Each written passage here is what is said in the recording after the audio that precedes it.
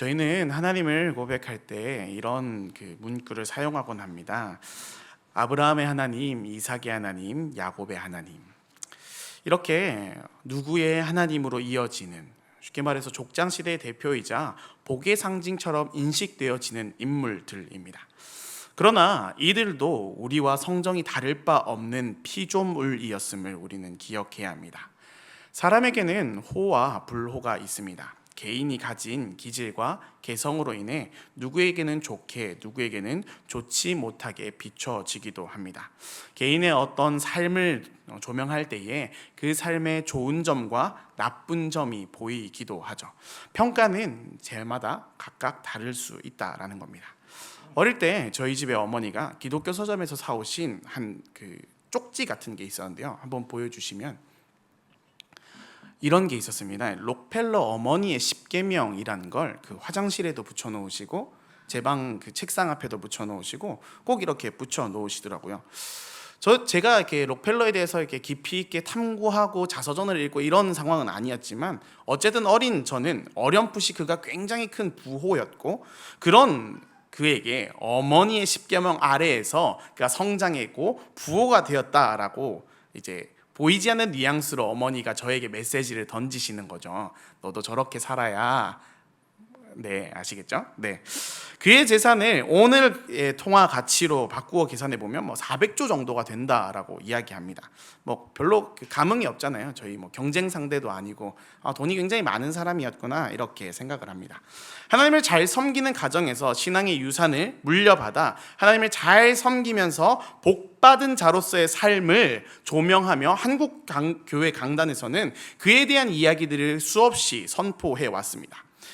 그리고 나서 세월이 흘러서 제가 학교에 신학교에 들어가게 되었는데 설교를 배울 때 가장 먼저 하지 말아야 될 것이라고 이야기하면서 들었던 예시가 록펠러에 대한 이야기였습니다.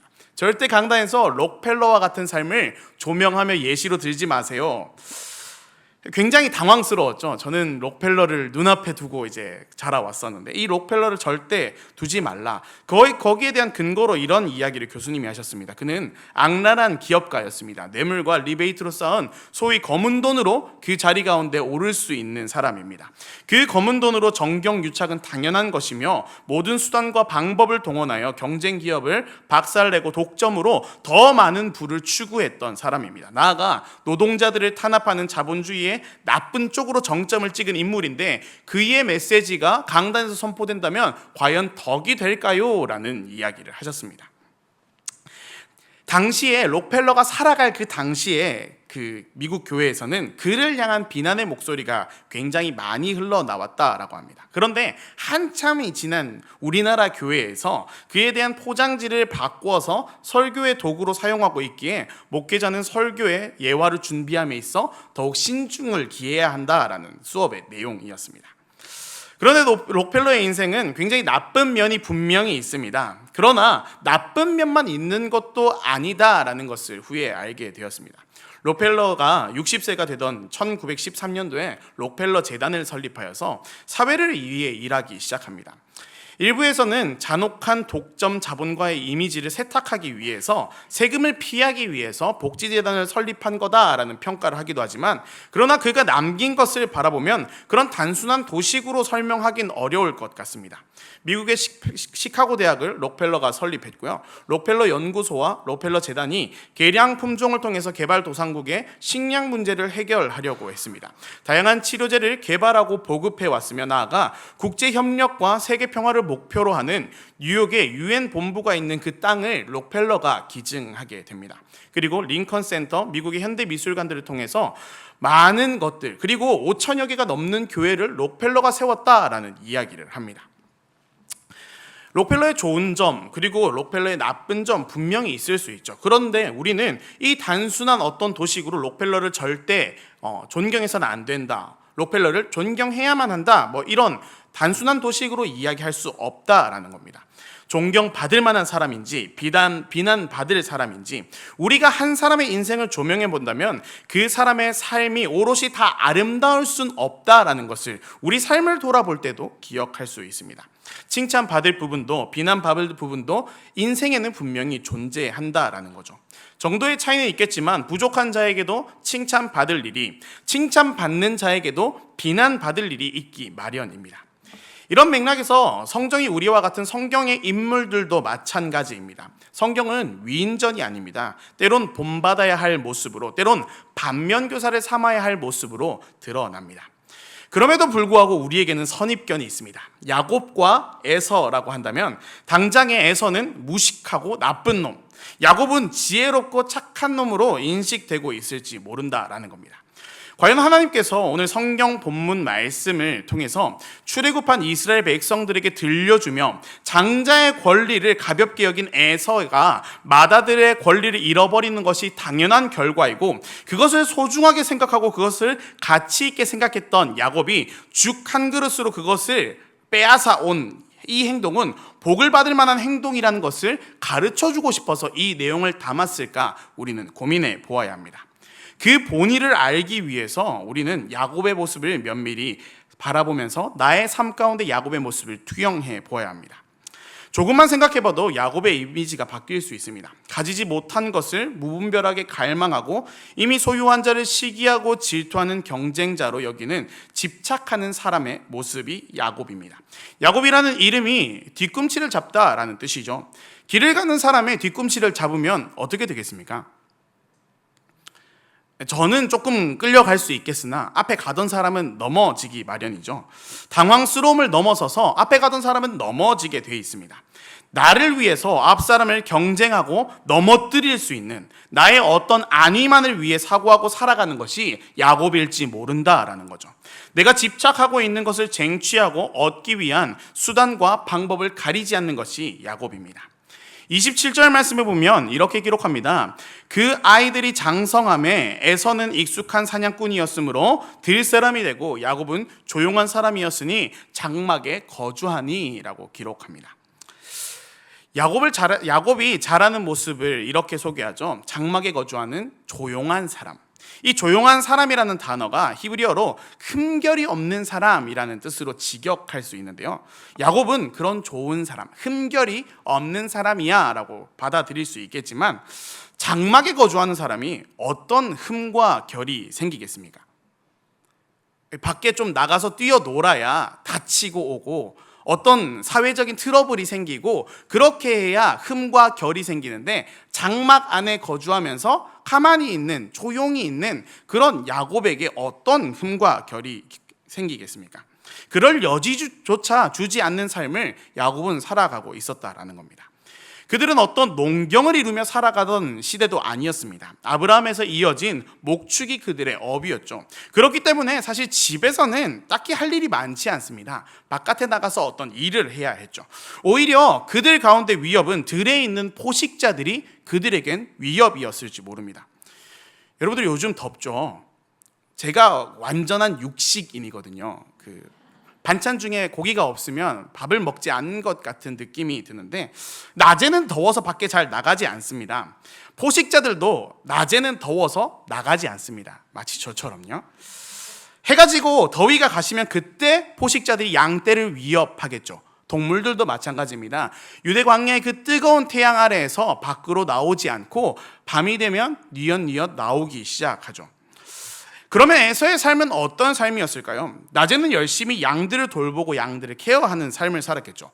밤이 되면 양들을 지킨다고 사냥을 나서고 밤을 지새우면서 살아갔던 삶이 에서의 삶이지 않았을까요? 그래서 요즘 표현으로 이제 에서를 ENFP 테토남이라고 표현하고 야곱을 INFJ 애견남이라고 표현할 수 있습니다. 여러분들은 어떤 삶이 옳은 삶인 것 같으십니까? 저는 적어도 이런 관점에서 야곱의 삶은 아니지 않나라는 생각을 해보았습니다. 누구든 안정된 삶을 꿈꾸는 것은 기본값이지 않을까요? 그런데 가족들을 위해서 진정으로 헌신하는 삶은 과연 누구의 삶이었는지 우리는 바라보아야 합니다. 그렇게 열심히 살아가는 그 에서에게 그가 가지고 있는 값진 것이라고 한다면 이 가정을 책임져야 하는 맏아들이라는 명분 하나밖에 없지 않았을까요? 그렇기 때문에 더욱 열심히 일을 해 나갔겠죠. 그런데 야곱은 그게 탐이 났던 겁니다. 내가 가지고 있는 것들에 감사할 줄 모르고 내가 가지지 못하고 있는 것, 조금만 일찍 나왔어도, 그러니까 쌍둥이니까 조금만 일찍 나왔어도 저 장자권은 내 걸 텐데 오직 거기에만 집착하는 모습이 아니었을까요? 결국에는 야곱이 에서의 장자의 명분을 빼앗아옵니다. 그 방법이 무엇이었나요? 에서가 사냥을 하고 돌아왔겠죠. 아까 그 관점으로 본다면 밤이 새도록 열심히 사냥하고 땡볕에 돌아오면서 허기가 져서 배고픈 상황이었을 겁니다. 저도 육식인이라서 배고파 죽겠다 이런 말 굉장히 많이 하고 살아갔던 것 같거든요. 마침 야곱이 거기에서 팥죽을 끓이고 있습니다. 사실 그 육식남인 제 입장으로서 어릴 때부터 팥죽이라는 얘기를 들으면 이렇게 별로 실감이 안 났어요. 고기 반찬도 아니고 이렇게 팥죽을 내민다고 이게 좋아해야 되나 이런 생각을 했는데, 제가 그 작년에 튀르키예 선교 갔을 때 대부분의 식당에서 나오던 음식이 여기 기록되어 있는 이 팥죽이었어요. 이 팥죽이 아니라 렌틸콩 스프거든요. 한국말로 하니까 이렇게 팥죽이라고 하니까 조금 정서적 거리감이 느껴지는데, 그 렌틸콩 스프를 한번 맛보시면 아, 육식인들도 좋아할 만한 맛이구나 이렇게 생각하실 수 있을 겁니다. 그러니까 후에 튀르키예 선교 일정이 나오면 또 신청하시면 좋을 것 같습니다. 네, 성경에 나오진 않지만 야곱은 분명히 에서가 사냥해왔던 그 고기를 수없이 먹었을 거예요. 그렇죠? 에서가 밖에서 열심히 사냥해 와서 집에 그 고기를 가지고 와서 요리를 한다면 야곱은 분명히 그 고기를 잘 먹었을 거거든요. 그런데 지금 야곱은 자기가 끓인 그 렌틸콩 스프를 어떻게 하는 거예요? 팔고 있는 모습이죠. 형은 거기에 대한 것을 얼마든지 줄 수 있었지만 동생은 어떤 가치를 받아야 내 것을 내어줄 수 있는 입장이었을 겁니다. 그 죽 한 그릇을 가지고 허기를 볼모로 잡아 에서에게 장자권을 흥정합니다. 야곱이 왜 그랬을까요? 야곱의 배는 부유했을지 모르나 마음은 빈곤했을 겁니다. 그 마음의 빈곤으로, 내가 가지지 못한 것들에 대한 빈곤으로 스스로도 비참해지고 가장 가까운 혈육 쌍둥이 형 에서와의 관계도 깨뜨릴 수 있는 일을 지금 야곱이 하고 있다는 겁니다. 그렇기 때문에 탐욕과 욕심, 내가 더 가지려고 더 빼앗으려고 하는 이 탐심은 죄의 근원이 됩니다. 또 이런 마음을 가지고 있는 사람은 결코 행복할 수 없죠. 그 시기와 질투로 고통당하는 상대방도 늘 채워지지 않는 마음을 가지고 있는 사람들로 살아가는 이 삶이 어찌 형통한 삶이다라고 우리가 표현할 수 있습니까? 제가 주구장창 이렇게 야곱에 대해서 비판적인 관점을 가지고 깎아내리는 걸로 에서를 비호할 생각은 전혀 없습니다. 단지 야곱이라는 사람이 또한 우리와 성정이 같은 자로서 우리에게도 이런 야곱의 모습이 있진 않는가 돌아보자는 의미에서 이런 관점을 이야기했습니다. 그렇다면 도대체 에서의 문제는 무엇이었을까요? 책임감도 있고 남자다운 모습을 살아갔던 그가 왜 좋지 못한 인식으로 우리에게 자리 잡히게 되었을까요? 34절 말씀입니다. 야곱이 떡과 팥죽을 에서에게 주매 에서가 먹으며 마시고 일어나 갔으니 에서가 장자의 명분을 어떻게 여겼다고요? 가볍게 여김이었더라 라고 합니다. 에서가 장자의 권리를 가볍게 여겼다라는 설명을 지나칠 수 없습니다. 오늘 말씀의 제목이 편애였죠. 이삭은 누구를 좋아했다라고 기록합니까? 이삭은 에서를 좋아했다라고 기록하고 리브가는 야곱을 좋아했다라고 기록하고 있죠. 명확한 편애입니다. 그렇죠? 명확한 편애입니다. 아브라함과 이삭 그리고 야곱으로 이어지는 이 족장의 시대, 그 가족은 분명히 하나님을 섬기는 가정이었습니다. 쉽게 말하면 여기에는 우리들과 같이 믿음의 가정을 꾸려 나갔던 사람들이고, 그런 믿음의 가정의 환경과 문화를 가족 구성원들이 공유하던 자들이었습니다. 그런 믿음의 가정에서 에서는 장자의 명분을 가볍게 여겼습니다. 왜 그랬을까요? 그게 사냥하는데, 아니 살아가는데 별로 도움이 되지 않는 것 같았거든요. 그거 없다고 해서 내가 살아가는데 별 크게 지장이 없는 것 같았을 걸로 느껴집니다. 여태 그 장자권이라는 게 별로 큰 의미도 없고 나는 잘 살 수 있고 그거 없어도 아빠는 나를 사랑했거든요. 이후에 이삭이 축복을 건넬 때 이런 조건을 답니다. 창세기 27장 3절에서 4절 말씀인데요. 그런즉 내 기구 곧 화살통과 활을 가지고 들어가서 나를 위하여 사냥하여 내가 즐기는 별미를 만들어 내게로 가져와서 먹게 하여 내가 죽기 전에 내 마음껏 내게 축복하게 하라라고 합니다. 방금 제가 읽었던 말씀에서 굉장히 많이 반복되는 단어가 있죠. 나입니다. 나. 이삭이 계속해서 나에 대한 것을 이야기하고 있습니다. 이삭은 하나님이 주실 축복임에도 그것을 내 것처럼 이야기하고 있다는 겁니다. 나를 위하여 사냥하고 별미를 내게로 가져와서 먹게 하여 내가 죽기 전에 내 마음껏 너에게 축복하게 하라. 계속해서 주체를 나로 두고 이어가며 내 마음껏이라고 이야기합니다. 축복도 내 마음껏 하겠다라는 거죠. 내 마음껏이라는 단어로 해석된 이 히브리어 나프시는 사실 다른 곳에서 쓰여지지 않습니다. 과도한 자기 주체성을 이야기하는 건데요. 다른 곳에 용례가 없는 이유가 있겠죠. 왜냐하면 축복은 내 것이 아니었거든요. 성경에서 축복은 내 것이 아니었습니다. 하나님께서 베풀어 주시는 것이 축복이었지 내 것이 아니었음에도 이삭은 내 것으로 너에게 베풀어 주겠다라는 이야기를 하고 있는 거죠. 그런데 나로부터 베풀어지는 축복의 조건이 무엇이었습니까? 어떤 공정한 경쟁이 아니라 편협한 조건이죠. 애초에 에서를 위한 무대였고 자기의 육체적 체험을 위한 밀약이었습니다. 하나님의 뜻은 구하지 않고 에서만이 할 수 있는 과제를 내며 나를 위한 축복, 그리고 내 마음껏 축복하려고 하는 그 시도, 이것이 바른 모습이 아니라고 생각합니다. 자신의 줄인 배, 안락한 노후를 위로할 에서에게 그렇게 사는 것이 옳은 거야 라는 것을 이삭이 계속해서 에서에게 삶으로 이야기하고 있었다라는 겁니다. 하나님의 은혜와 축복이 없이도 살아갈 수 있는 세상, 아비의 가치관과 편애가 불러온 참사는 하나님의 섭리 가운데 다루어지는 모습을 우리는 계속해서 볼 수 있습니다. 말씀을 조금 정리하겠습니다. 사실 에서의 삶이 버려진 삶이었을까요? 에서가 어떤 삶을 행했기 때문에 그 에서의 삶이 버려진 삶으로 비춰졌나요?